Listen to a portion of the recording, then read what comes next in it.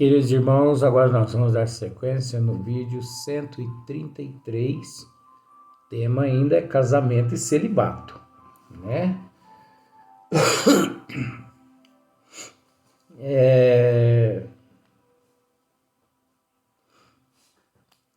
A questão agora é a 699. Então, olha só para você ver. Pergunta: da parte de certas pessoas, o celibato não será um sacrifício que fazem com o fim de se votarem de modo mais completo ao serviço da humanidade? Às vezes a pessoa pensa assim: eu não vou me casar porque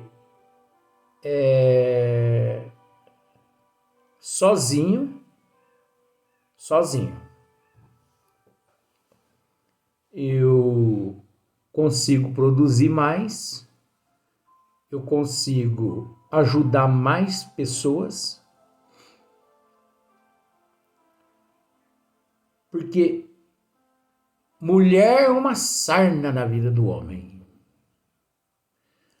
Homem é uma sarna na vida da mulher. Porque existe o celibato. Quando falamos de celibato, às vezes a pessoa pensa assim: só o homem que não casou. Não, gente.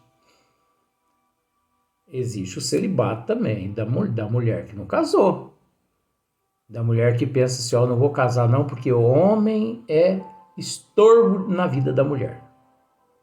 E como existe o homem que pensa que mulher é um estorvo também. Não, ela vai atrapalhar o meu trabalho.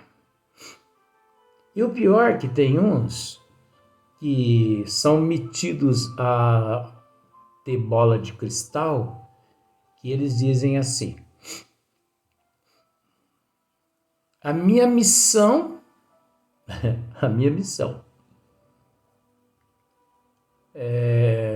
foi não casar nessa existência. Não tem nada de missão nesse sentido. Chico Xavier, por exemplo. Chico Xavier era casado. Que isso, Luiz? As pessoas não raciocinam. Chico Xavier era casado com a humanidade. Chico Xavier era casado com Jesus Cristo, com Deus, com o compromisso. Chico Xavier era casado com a doutrina dos espíritos, com as leis divinas. Chico Xavier era casado. Então, veja bem, aquele que já suporta casar com Deus, com Jesus, com a humanidade toda, aqueles que suportam casar com tudo aquilo que o Chico Xavier casou, ele não precisa ali do teu lado de uma mulher. Porque se ele tem todas as mulheres do mundo, todos os homens do mundo, todas as moças do mundo, incondicionalmente, se ele se já desvinculou-se de elos e de mais elos, para que ele vai ficar casado com uma pessoa? Para quê? Não, então ele casa com todo mundo, em vez de com uma só ou com um só. Agora, aquele que ainda não se desvinculou daqueles elos, ele precisa reencarnar. Ele precisa casar. Porque é só através do casamento no corpo físico que ele vai ter a oportunidade de receber aqueles indivíduos que ele muito prejudicou em vidas passadas e que também prejudicou ele. Você entendeu? Quase sempre aquelas pessoas que em suas cidades criam creches filantrópicas, creches de caridade. e que abrigam ali 10, 20, 30, 40 crianças, quase sempre aquelas pessoas, elas estão tendo a oportunidade de rever, entendeu? Aqueles espíritos que ela prejudicou em vidas passadas, mas que por um motivo ou outro ficou acertado perante a contabilidade divina que ela os reencontrariam naquelas condições de filhos do Calvário, dando-lhes oportunidade numa creche filantrópica, criada por ela, evangelizando, educando, instruindo aqueles espíritos para uma vida de evolução. Então, olha só. Então, aí, os bons espíritos respondem assim, isso é muito diferente. Eu disse, por egoísmo, todo sacrifício pessoal é meritório, entendeu? Todo sacrifício pessoal é meritório, quando feito para o bem. Quanto maior o sacrifício, tanto maior o mérito. Por isso que é relativo e é complexo. Você entendeu? É relativo e é complexo. Agora, a partir do momento, como os bons espíritos estão respondendo aqui ao Allan Kardec, a partir do momento que o indivíduo opta por esta questão de executar grandes obras, ele tem que executar. Não deixa de ser meritório. Mas, nas condições evolutivas que nós, nessa faixa evolutiva, nos encontramos, eu acho que nós não devemos, assim, tomar decisão por conta própria, não. Porque a nossa evolução ainda é muito parca, é muito pequena. Nós ainda não temos condições aí de tomar certas decisões assim, tão grande na nossa trajetória evolutiva, né? Então Kardec, ele tece um comentário aqui agora, Não é possível que Deus se contradiga, nem que ache mal o que ele próprio fez. Nenhum mérito, portanto, pode haver na violação da sua lei. Mas, se o celibato em si mesmo não é um estado meritório, outro tanto não se dá quando constitui, pela renúncia às alegrias da família, um sacrifício praticado em prol da humanidade. Todo sacrifício pessoal, tendo em vista o bem e sem qualquer ideia egoísta, eleva o homem acima de sua condição material. Então, olha só para você ver como que já muda a situação. Se o indivíduo ele opta pelo celibato por interesse pessoal, você entendeu? Obviamente, esse interesse é egoístico. Ele, usando aquele termo, ele desagrada a Deus, usando o termo só, porque esse termo não existe não. Agora, se ele opta pelo celibato, com a intenção de auxiliar a humanidade, como Chico Xavier fez, é meritório. Mas é aí que mora a questão. Quem ousa optar pelo celibato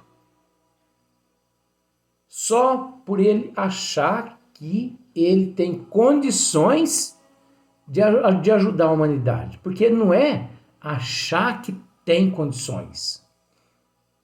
Ele tem que ter condições. Entendeu? Seria o mesmo caso do esmiuçamento que nós fazemos aqui. Não é a pessoa dizer assim, mas vamos dizer assim, um dia eu não posso, por algum motivo eu não posso estar aqui para fazer o esmiuçamento do Livro dos Espíritos, ou do outro livro, o qual nós vamos logo começar nele, que é Evolução em Dois Mundos, né? Porque nós vamos esmiuçar também esse livro aqui. Aí eu pego uma pessoa e peço para ela, falo assim, hoje não vai dar para me fazer o esmiuçamento do Livro dos Espíritos. Você pode fazer ele no meu lugar?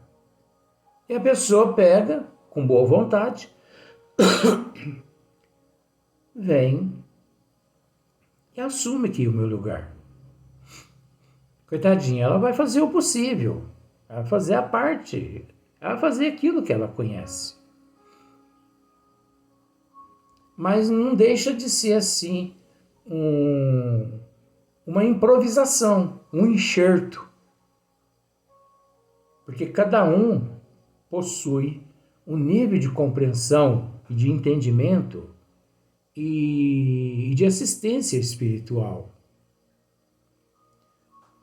Então, quem se aventura a fazer o que eu estou fazendo aqui? Amanhã você pode deixar que eu vou fazer no teu lugar. Se as pessoas se aventurarem e quiser, pode vir, não tem problema. Só que tem que ter conhecimento. Agora, esse conhecimento, ele é amealhado em milhares, bilhões de existências passadas. Não é nessa existência que eu aprendi isso aqui não, gente. Nessa, eu estudo em alguns departamentos no plano espiritual. Agora, quem se aventura a dizer assim, eu vou fazer o que Chico Xavier fez aqui na Terra. Né? Então, olha só você, como Allan Kardec explica, não é possível que Deus se contradiga, nem que ache mal o que ele próprio fez, nem o mérito. Portanto, pode haver na violação da sua lei, mas o celibato em si mesmo não é um estado meritório. Outro tanto não se dá quando constitui, né, pela renúncia às alegrias da família, um sacrifício praticado em prol da humanidade. Todo sacrifício pessoal, tendo em vista o bem e sem qualquer ideia egoísta, eleva o homem acima da sua condição material. Então, todo sacrifício não é só o celibato, não. Todo sacrifício que o indivíduo pratica em prol de uma coletividade, se o sacrifício por uma individualidade já é grande, imagine o sacrifício por uma coletividade. É muito meritório. Então, olha só para você ver,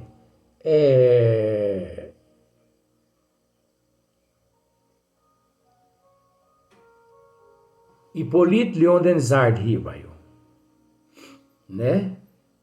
Olha o trabalho que ele nos delegou aqui na Terra. Olha o trabalho de Carlos Chagas. Então, a pessoa pode, em determinados momentos, nem optar pelo celibato, mas o fato da renúncia de muitas coisas em prol da humanidade, da coletividade, já o coloca numa posição muito vantajosa perante a providência divina. Agora, nada acontece por acaso. Então é preciso que o indivíduo tenha conhecimento de causa e efeito para que ele não se equivoque. Por que não se equivoque? Porque nós temos que pensar que os espíritos das trevas, os anticristos, eles infiltram na mente de muitas pessoas que retornam ao corpo físico com determinadas tarefas, com determinados deveres, e o anticristo, aproveitando um deslize daquele que se encontra no corpo físico, eles desestrutura e desvirtua aquele indivíduo do caminho reto. Olha só para você ver como são as coisas. Eu tive um amigo que um dia ele optou pelo celibato. Tá bom, optou pelo celibato. Aí eu perguntei para ele assim, mas você optou pelo celibato por quê? Ele falou, não, porque eu sou um enviado de Deus aqui na Terra. Eu pensei que, meu Deus do céu, complicou, já complicaram a vida dele. Ah, você é um enviado de Deus aqui na Terra? Sou.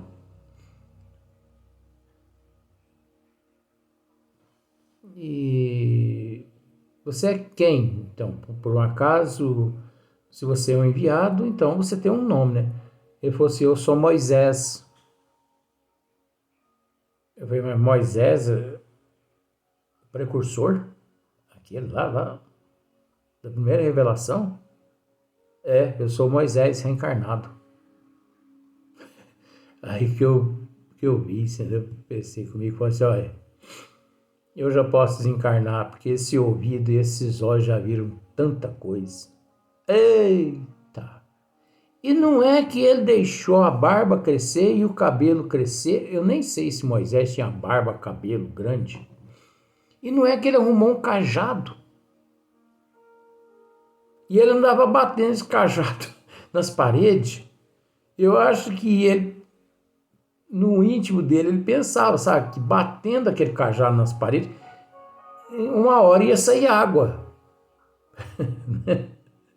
Às vezes podia até sair, porque às vezes ele batia aquele cajado numa parede que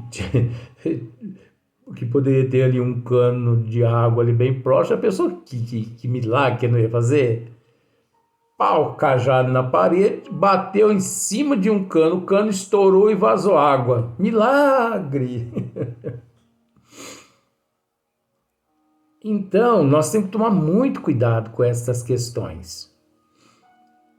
Porque exerce os espíritos alguma influência em nossas vidas? Mais ou menos assim, Kardec pergunta. E os bons espíritos respondem mais ou menos assim. Não só exercem, como são eles que vos dirigem. Então, gente, mediante essa situação, a gente tem que tomar muito cuidado, porque nós não sabemos a hora que nós estamos sendo dirigido, guiados, intuídos, inspirados pelos espíritos das trevas ou pelos espíritos do bem ou por nós mesmos? Então nós temos que tomar muito cuidado com essas questões, sabe? Não ir se aventurando, não. Não ir se aventurando. E nem agir com egoísmo, com orgulho, e agradecer a Deus constantemente pelo que nós temos e pelo que nós somos, né? É assim que a pessoa consegue vencer. Então nós vamos passar para o próximo vídeo.